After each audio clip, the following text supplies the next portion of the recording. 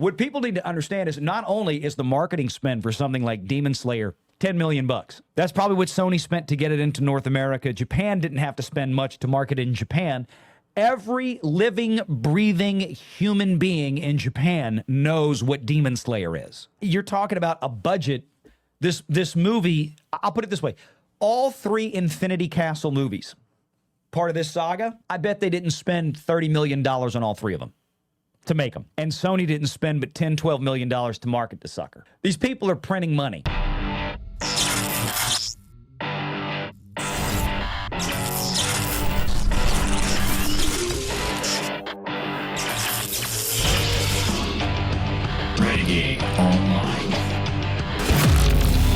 Let's get down to brass tacks on some of these. Let's talk about some of this. And we got to start off with the box office this weekend. Holy crap. And I didn't even get a chance to see it because I've been on the road.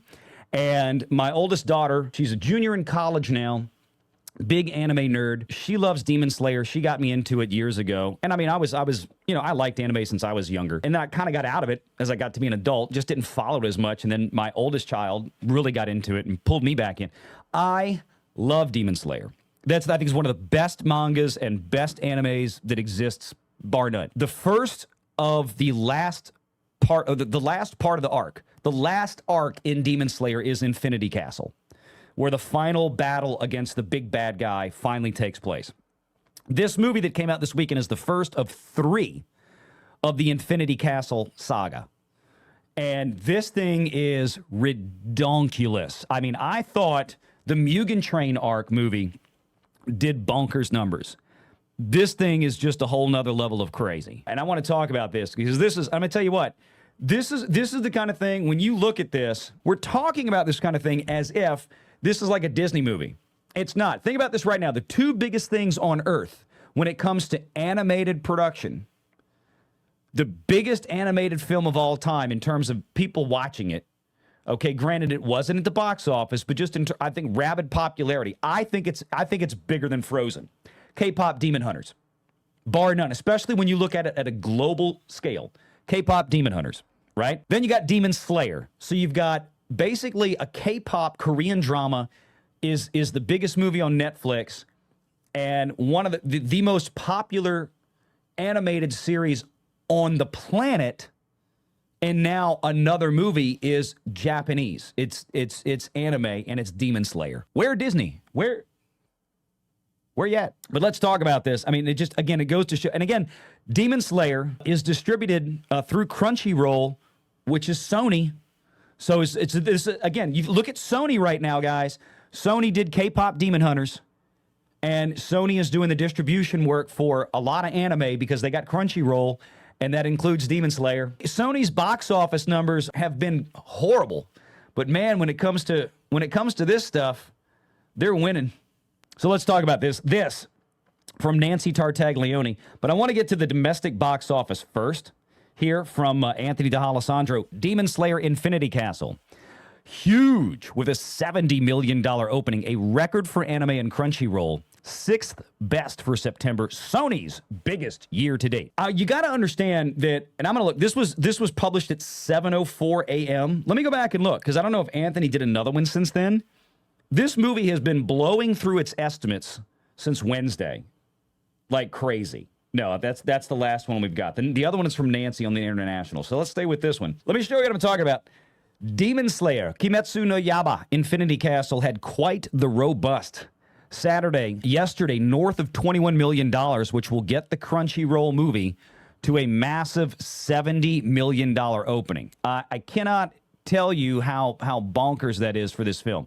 They do not spend a lot of money marketing these things. They don't have to. They have such a rabid fan base. It's just there. That is the 6th biggest opening in September, in addition the best ever for an anime film, the best ever for Crunchyroll, and the best for Sony in the last 2 years. So how about that? Check this out. Intelligence says that 4.5 million people went to see Infinity Castle. Again, we're just talking about the U.S. here. We haven't even got to the Japanese numbers yet. Remember the first Mugen Train, we talked about this one before. The first Demon Slayer theatrical release, Mugen Train, a few years ago, did $340 million in Japan alone.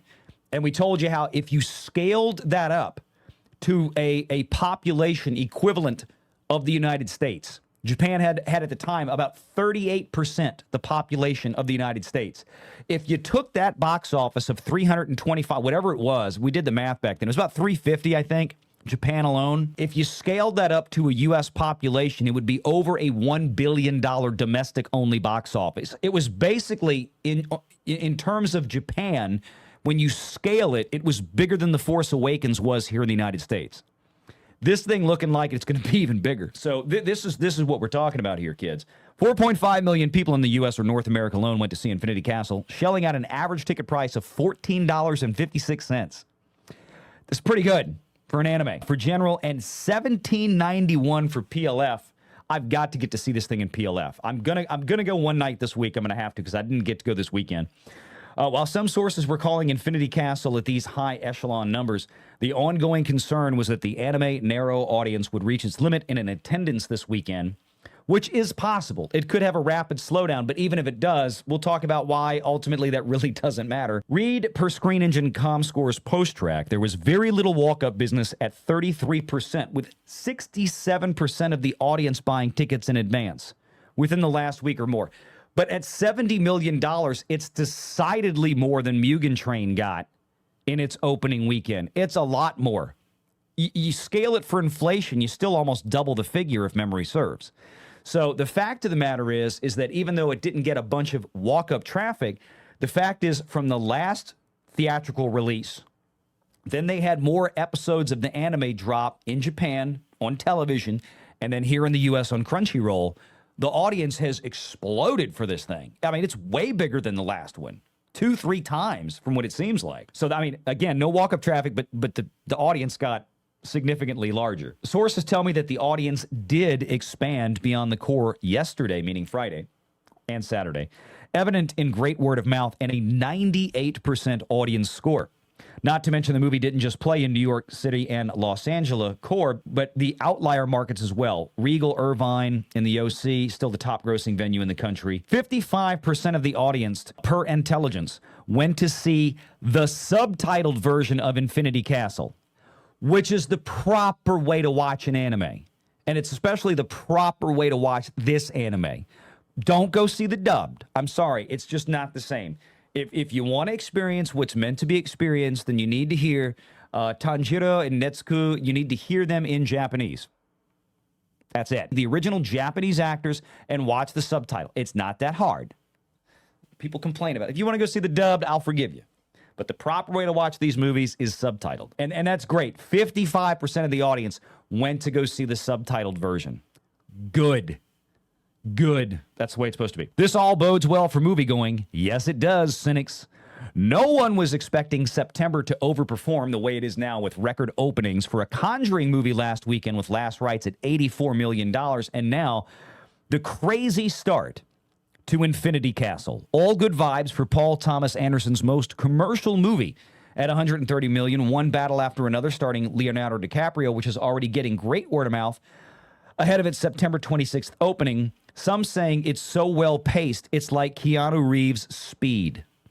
I'm actually interested to see that. I keep seeing the trailers for that. It actually looks fun. Now, this is what's important to note, kids, when it comes to anime, and particularly in this case with Demon Slayer. Prints and ads, global prints and ads, or global marketing spend, right, on these anime movies are quite low. This one I hear around 10 to 12 million.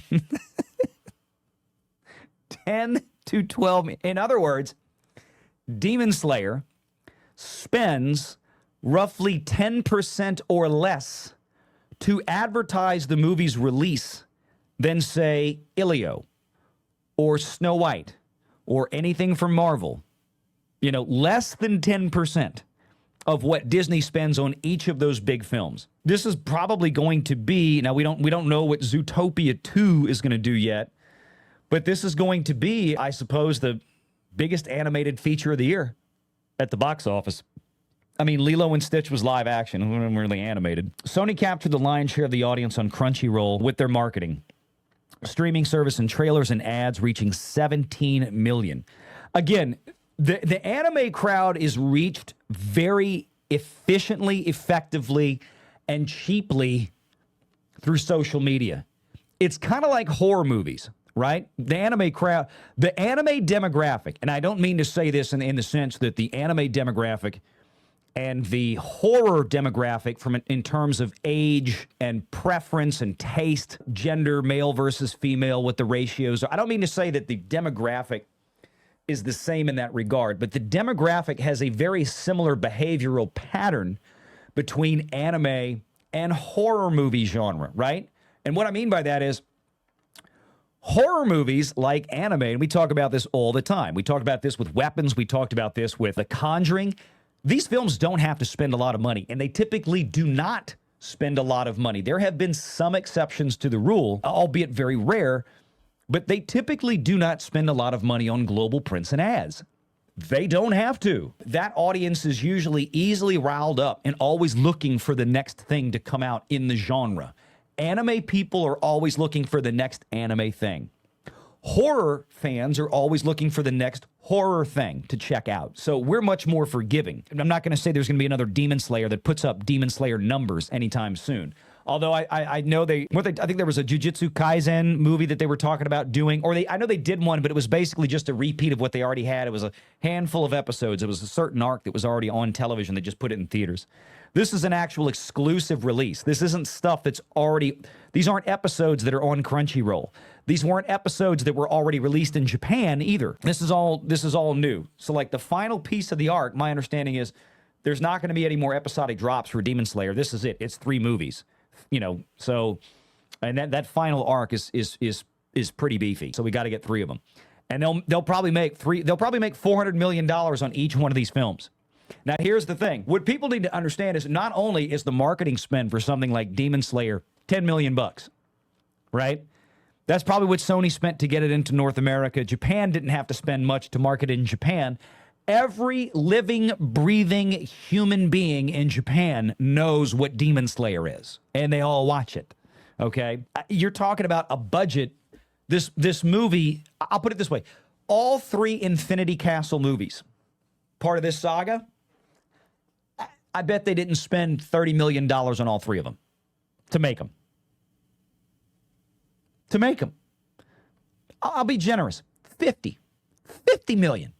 For Ufotable, which is the production company that makes Demon Slayer. Ufotable, I bet they didn't spend $50 million to make 3 of the biggest movies in Japan's history. And Sony didn't spend but $10-12 million to market the sucker. These people are printing money. I mean, they're literally printing money over there. It might be yen, but it's money. Make sure you're subscribed to Valiant Renegade and join us every Sunday at 6 p.m. Eastern for the live show.